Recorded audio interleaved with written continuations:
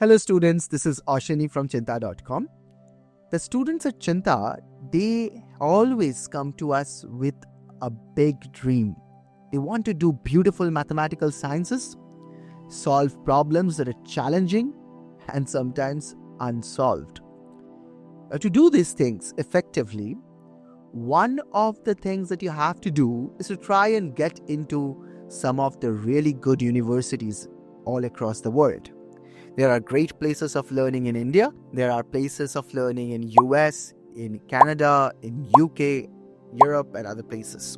So how do you actually have an enjoyable learning experience during your school days and prepare for these university applications? So for the last few years, Cheenta has been working closely with hundreds and thousands of students all across the world in a very beautiful learning journey. It has three components. The first one is Olympiad, where you solve interesting, challenging problems. You learn to think out of the box. And often you think for days, weeks, even months on a single problem. This is a very different mindset than just learning some formulas and spitting them during your exam days. It's a very enjoyable process. That is the Olympiad preparation. The second step has always been research. Again, you start with interesting problems, but this time you also go beyond the school curriculum.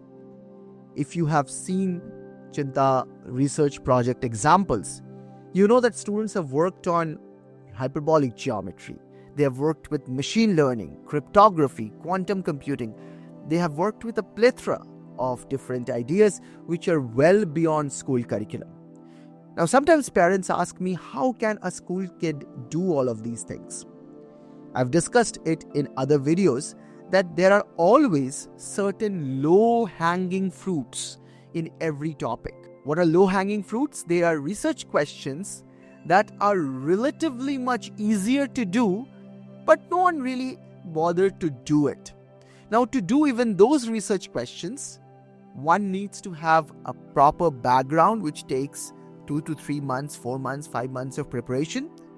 And most importantly, they must have a strong problem solver's mindset. They must have patience and persistence, and these things are developed in an Olympiad program. So you always say, start with an Olympiad program, grow that patience, grow that persistence, grow that affinity for thinking about great problems, and then go into research. Usually students in grade 9 do that. But today, I want to talk to you about the third step, that is the leadership program. The leadership projects are really fascinating. Once you have Olympiad and research experience, then you can start with a leadership project that involves research and problem solving in the real world and business acumen. So what are leadership projects? Every year, Cheenta collaborates with small businesses and non-profit organizations to solve real-world problems using business acumen and technology and innovation. What we do is we collaborate with real companies and schools and hospitals and other non-profits, and then we pick up business problems that our students, our software team, our hardware prototyping team can come together and solve. It's a beautiful experience. Students start with simple prerequisites and then they slowly get into the actual business problem and they try to solve it on ground. I'll give you examples. At the moment, we have 4 projects that are running. The first one is called Olympiad. It's a ornament-related organization. They also do embroidered products.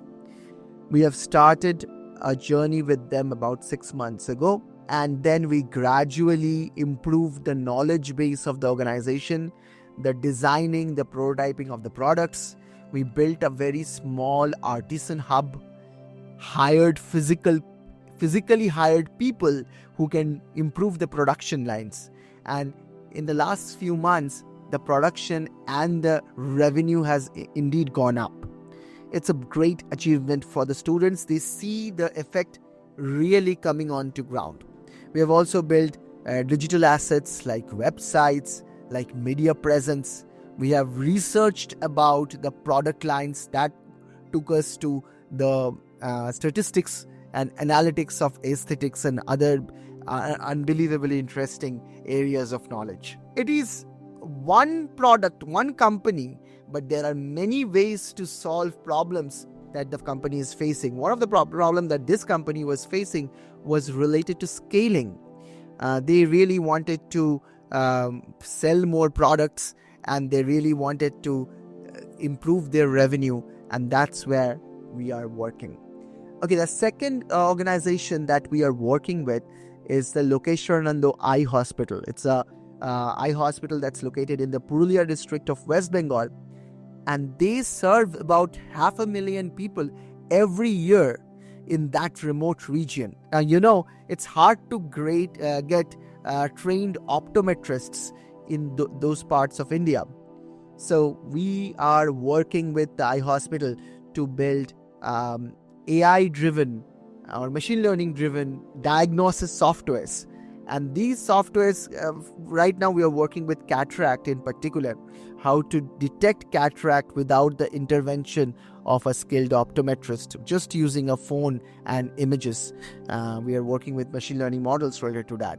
But gradually we will take up other ailments that can be detected so that we can at least help them in the diagnosis part. That's the second one. The third one, this is even more interesting in my opinion because it's impacting even larger scale of people. This is a collaboration with Felix School of Education from Purulia again, and they are building with us a software called Philibot.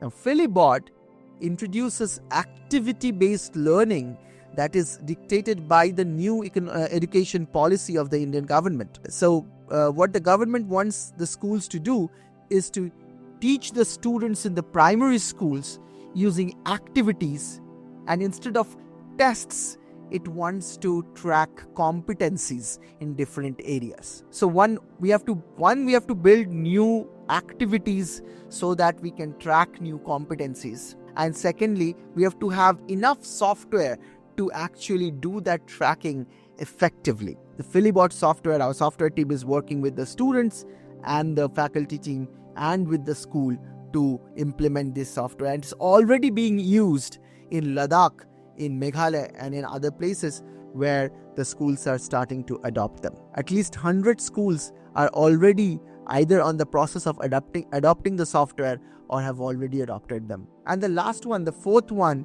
is really interesting. It's called the Harmonio project, where we are trying to change how an entry-level harmonium might work in the context of the Indian markets. So usually harmonium, you may have seen it, it's an Indian instrument where there is a bellow which can push air into the system to calibrate the volume of the music that is being produced. Now, the team at Cheenta is trying to build an alternative of that. Instead of manually pushing air in, we want to control it using a microcontroller. It's a bit of electronics, a bit of physics, and a bit of engineering involved in this project. And this is a project prototyping, and then hopefully the project will go to the market. So all of these 4 projects are going simultaneously, and separate groups of students and teachers are being involved, and outstanding pieces of work is happening at Cheenta right now. It's very exciting really that students and teachers and technicians and hardware professionals and software professionals are coming together to build so many things. If you are interested in leadership projects or research projects or Olympiad programs, check the link in the description for more detail and start with this wonderful journey. All of these 3 things can come together to also build an excellent university application profile so that you can go into some of the best places of learning in the coming years, where the best professors are there, where new research is happening, entrepreneurs are coming in, and so on. Thank you for watching this video. I wish you best of luck, and I will see you in the next one. Bye.